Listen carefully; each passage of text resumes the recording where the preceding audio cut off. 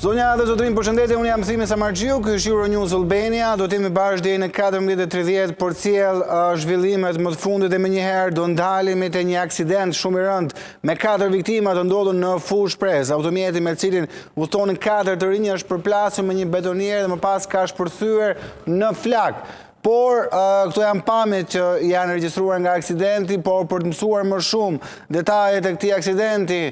viktima dhe gjithçka tjetër kam kolegen Sara Demushi nga Vëngjarja. Sara, të përshëndes, lutem tregoj gjithë detajet e këtij aksidenti shumë të rënd regjistruar në orët e para të ditës së sotme.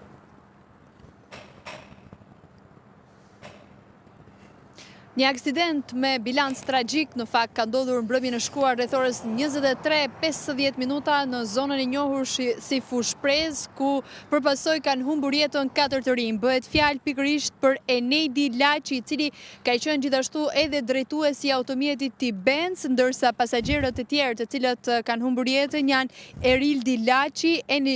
Enrique Kurti dhe Andi Laçi. Këto janë edhe 4 viktimat e aksidentit të një nate më parë të moshave relativisht të reja, duke nisur nga 20 deri në 25 vjeç, më konkretisht drejtuesi i automjetit Enedi Laçi 25 vjeç, ndërsa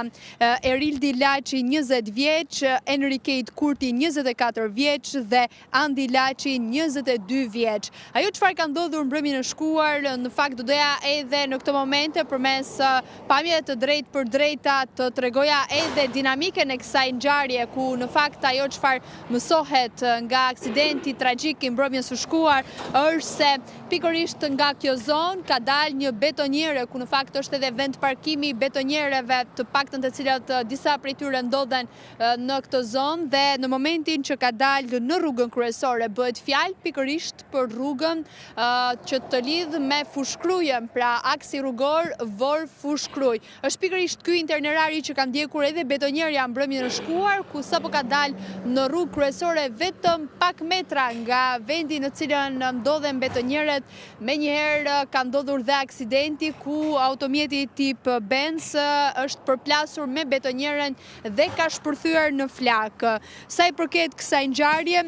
deri në këto momente, ajo çfarë është duke hetuar policia është pikërisht e referuar në 2 pjesë, konkretisht është duke u kthyer nëse automjeti me cilën lëviznin 4 të rinj ka qenë tej normave të lejuara, me shpejtësi tej normave të lejuara, apo nga ana tjetër. Në momentin që betonierja ka dalë në rrugë, ka pasur mungesë të sinjalistikës, pra të pjesës pas, pra të stopave, por këto tashmë janë duke verifikuar të gjitha nga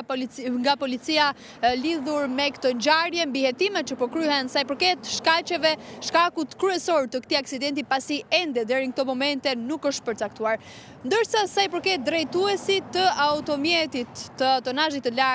pikërisht betonierës, bëhet fjalë për 24 vjeçarin Aleksandër Krashi, i cili në momentin që ka ndodhur edhe ky aksident është larguar nga vendi i ngjarjes, e po ashtu mësohet se njeriu nuk ka një patent për drejtuar një automjet të tillë, por pas negociatave që ka pasur policia, vetëm disa orë më pas është bërë i mundur edhe arrestimi i tij, ndërkohë mbetet për të parë se cila do të jetë edhe dëshmia e tij në qëndrimin që do të mbajë para grupit hetimor për të mësuar më shumë për të vërtetën e këtij aksidenti dhe për të zbardhur edhe rrethanat dhe shkaqet që quan në këtë aksident me bilanc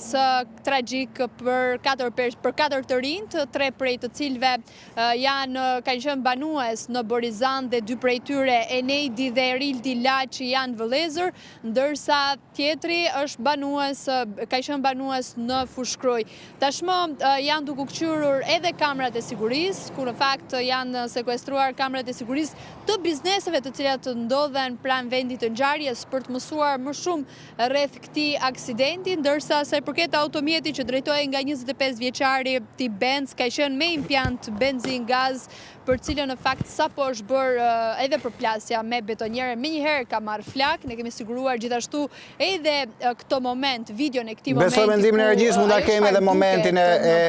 zjarrit të automjetës, po. Moment është video e zjarrit, po regji. Në fakt, po, do doja edhe ta komentoja atë moment, pasi në video duket edhe një punonjës policie, i cili në fakt teksa duhet të ishte duke ndërhyrë, e shikojmë që është duke filmuar momentin